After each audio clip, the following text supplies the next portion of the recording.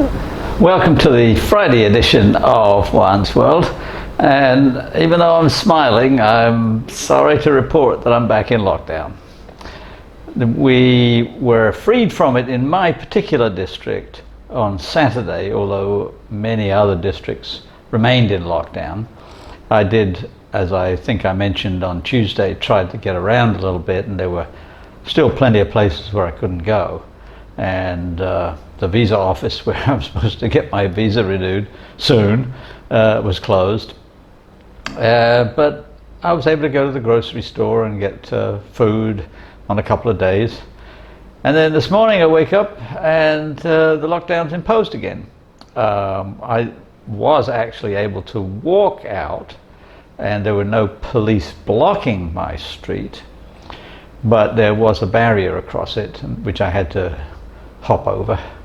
And then once I was out and I went to the supermarket, it was very complicated to get in.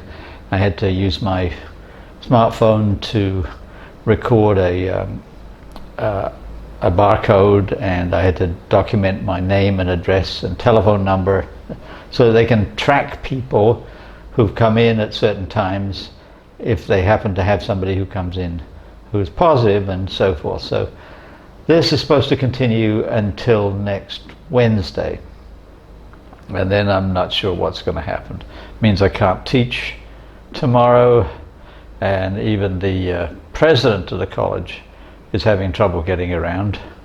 So all in all, not a good situation. But I survived 2 weeks. I can survive another week. I've got plenty of food. I've got plenty to do. Just can't get out. But I was thinking about anarchy as I was contemplating lockdown. And I thought I'd try to deconstruct anarchy a little bit, because it's not what people usually popularly think when they say, oh, well, that would just be anarchy. Well, then why is it that in the 19th century there were a lot of people who promoted anarchy? And there are still political parties of people who call themselves anarchists. What's this all about? Okay, well, let's just get into that.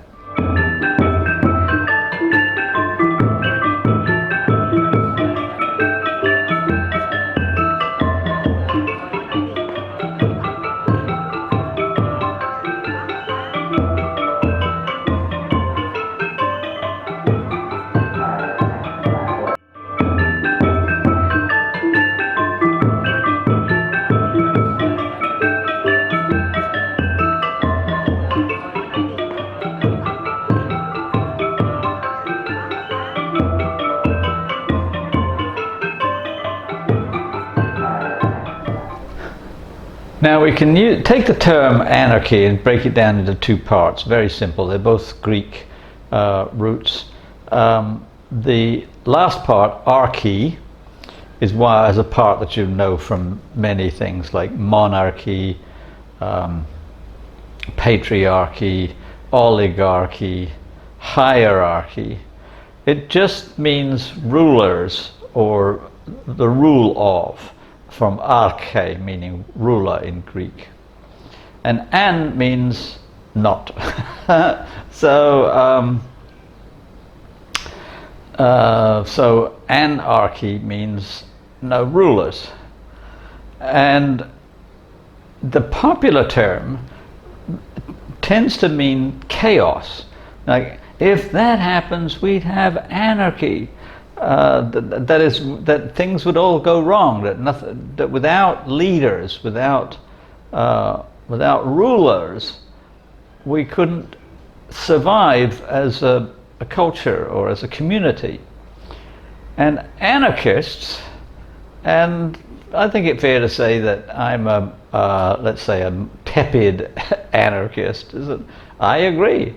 I don't believe we need rulers, but we've become reliant on them to such a great extent that we're afraid of not having them.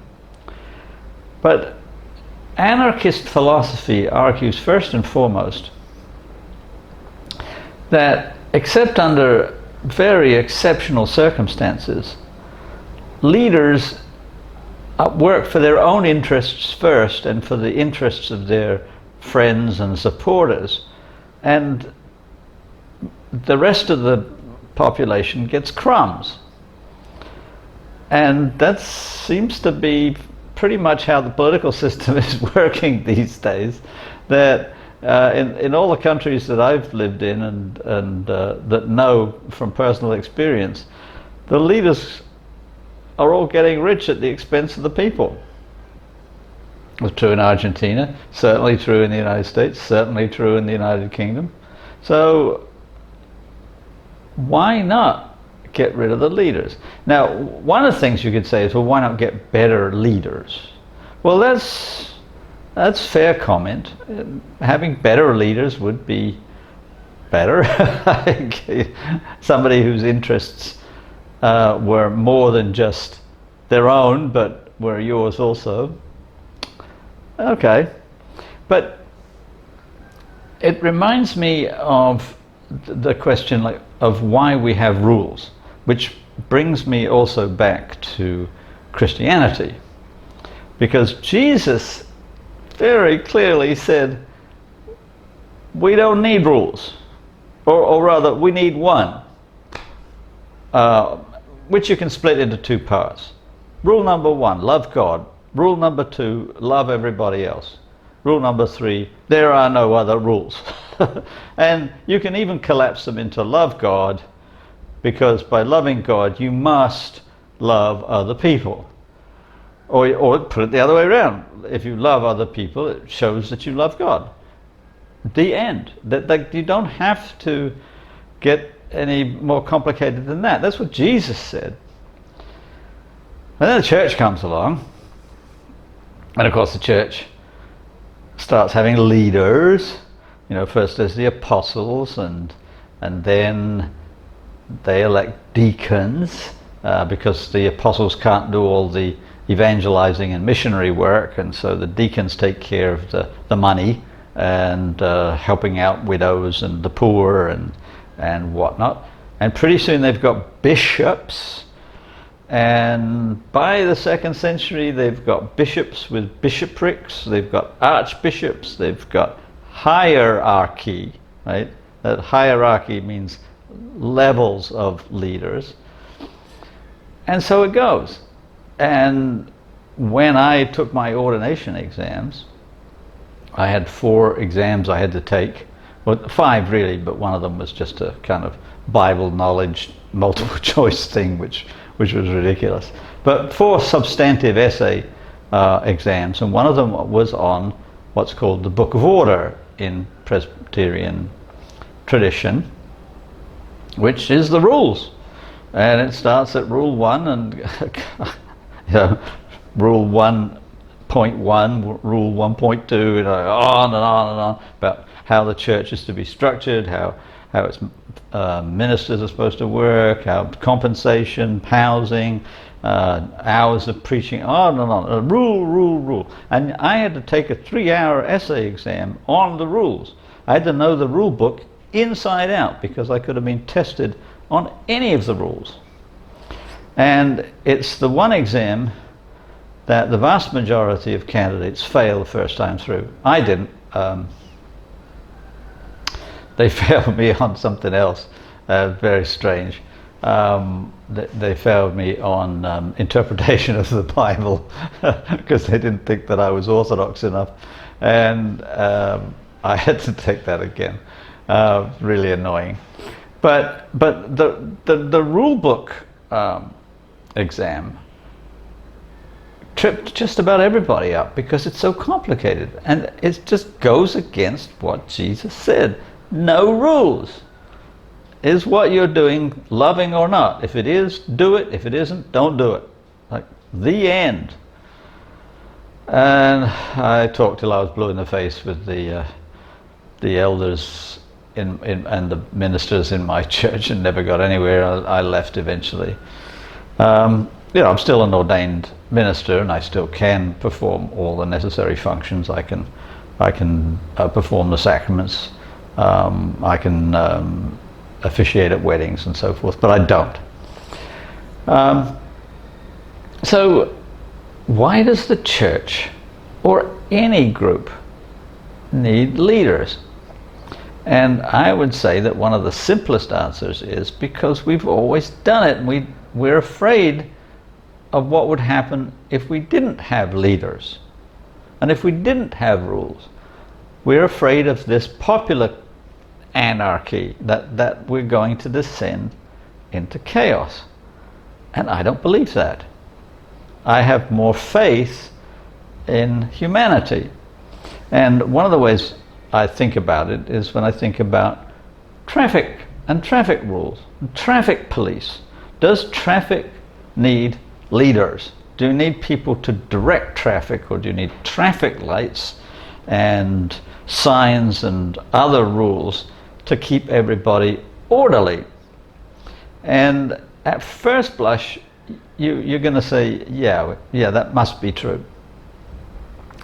But there have been experiments in various countries in Europe, including Holland and the United Kingdom, with getting rid of the rules, like having no lines painted on the road, having no traffic lights or traffic signals or anything, just saying, okay, go to it. Now, mixed success, I will say, because there are some complications, like disabled people can't handle a situation that has no rules as well as people who are able-bodied, and children and others, and so it can be dangerous. But for example, there's a very famous intersection in Swindon in the west of England, and it's been there for a very long time. And it's very, very complicated. It's not as the simple roundabout, it's sort of like a set of interlocking roundabouts, and it's very confusing. And there are very few accidents there because people go very slow because they don't understand it. They're like, oh, let's see, I don't know, you know, and they look out for each other, and they do fine. And I also know from Cambodia that in Cambodia we have just choking traffic at some times in the day, particularly before and after work.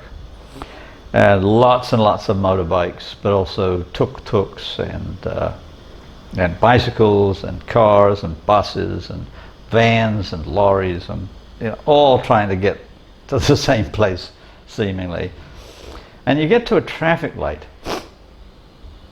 and it's often a bit of a tangle, and it's a bit of a tangle for a couple of reasons. One of them is because there's still just a lot of traffic. I mean, when the traffic light is red, all the motorbikes just jam into one place at the beginning. They're all trying to get ahead, so that you might have 9 or 10 motorbikes side by side at the light.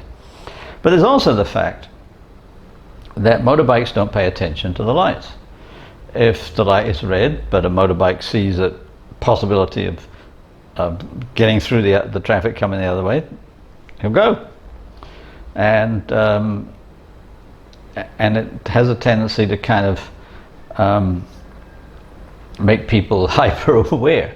But here's the thing: 2 years ago, we had a lot of electrical outages in Phnom Penh because we didn't have enough electricity for the day. So, like every morning, alternating with every afternoon in my district, the electricity went off, and I used to bicycle to my Khmer language lessons every morning, and I always went very early when there was very little traffic, so that was no problem. But I always got out of my class at 9 o'clock,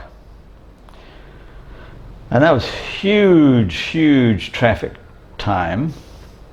And quite often I would be cycling home and the electricity would be out, so there would be no traffic lights.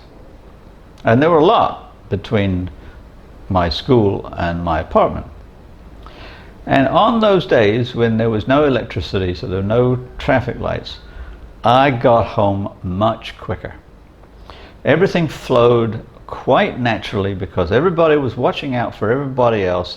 They all took their turns, they alternated and they weaved in and out, and they were very, very skilled drivers. They knew what they were doing. And I used to shoot through on my bicycle. I would get up to speed and I almost never stopped. At intersections, I would just sail right through. Partly because a bicycle is very small, and partly because everybody was watching out for everybody else. And that's a clear indication that no rules can be more efficient than having rules. Now, of course, you do have to have people with some kind of moral boundaries.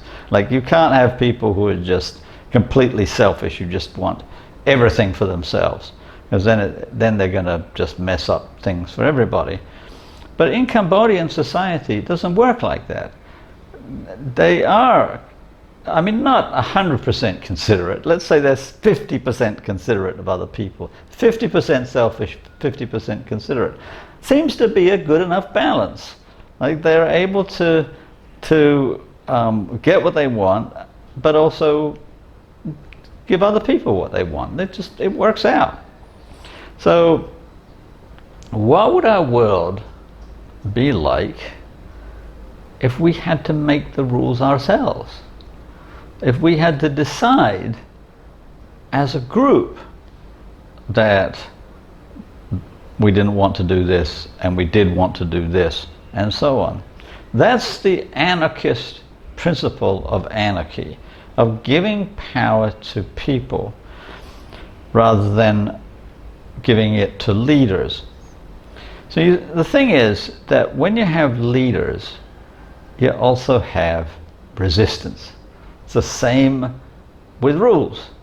When you have a rule, you have people resisting the rule. When there's no rule, there can't be any resistance.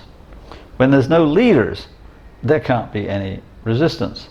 You have to figure it out for yourself. And that's where the real problem lies, is that not everybody is very smart.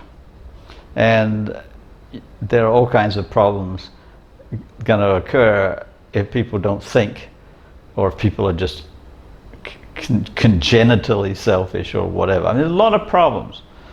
But it's not correct to say, let's have leaders or let's have rules because it's the most efficient way to govern a community or a country or whatever. Might be efficient, but it's subject to corruption and abuse and all kinds of negative things that anarchy is not victim to. It's worth considering. It's also worth considering giving me a like, subscribing, telling your friends, and I'm pretty sure I'll do some kind of cooking thing or other on Tuesday. Can't be sure. I have plenty of food. I made sure that I went to the market 3 times, and I'm only going to be locked down for a week. Fingers crossed. But I think Tuesday we'll do some cooking, and in the meantime have a really good weekend and enjoy May 1st.